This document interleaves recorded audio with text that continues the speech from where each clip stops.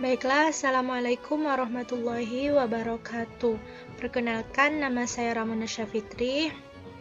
Di sini kami berasal dari kelompok 13, makalah Pendidikan Pancasila dan Kewarganegaraan, dengan judul makalah Pengertian Good and Clean Governance. Baiklah, di sini saya sebagai moderator. Kami akan membacakan poin-poin penting dalam makalah kami. Baiklah, memasuki pembahasan pengertian good and clean governance. Secara umum, pengertian good and clean governance adalah segala hal yang terkait dengan tindakan yang bersifat mengarah, mengendalikan, atau mempengaruhi urusan publik. Baiklah, Assalamualaikum warahmatullahi wabarakatuh. Perkenalkan, nama saya Ramona Syafitri. Di sini kami berasal dari kelompok 13, makalah Pendidikan Pancasila dan Kewarganegaraan, dengan judul makalah Pengertian Good and Clean Governance. Baiklah, di sini saya sebagai moderator. Kami akan membacakan poin-poin penting dalam makalah kami. Baiklah, memasuki pembahasan pengertian good and clean governance. Secara umum, pengertian good and clean governance adalah segala hal yang terkait dengan tindakan yang bersifat mengarah, mengendalikan, atau mempengaruhi urusan publik. Sedangkan secara khusus adalah pengejawantahan nilai-nilai luhur dalam mengarahkan warga negara kepada masyarakat dan pemerintah yang berkeadaban melalui wujud pemerintah yang suci dan damai. Pengertian lain good and clean governance adalah pelaksanaan politik, ekonomi, dan administrasi dalam mengelola masalah bangsa.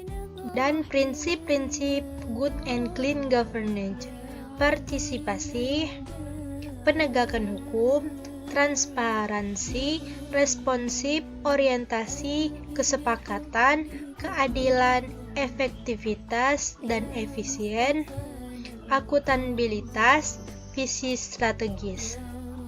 Baiklah, akan dilanjuti dengan teman saya. Dari prinsip atau aspek good and clean governance. Partisipasi adalah suara rakyat dan adanya hak rakyat dalam pengambilan keputusan. Penegakan hukum. Penegakan hukum ialah pelaksanaan kenegaraan dan pemerintahan yang ditata oleh aturan hukum yang kuat dan memiliki kepastian hukum.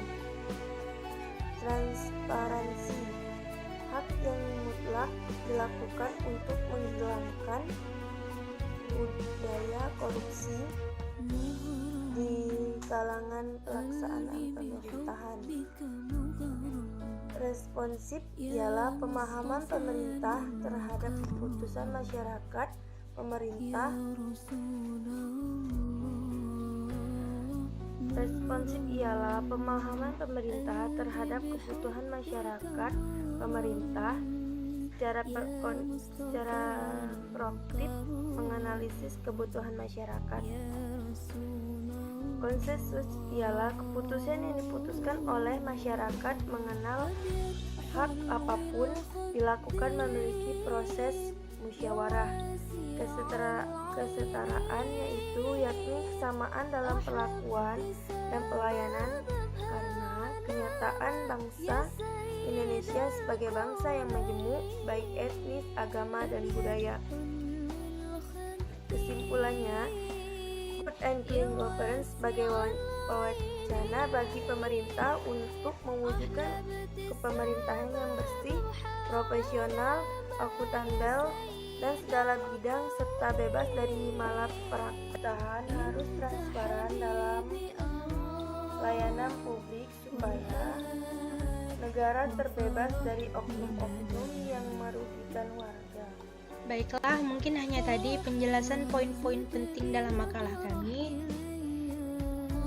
Kami akhiri. Assalamualaikum warahmatullahi wabarakatuh.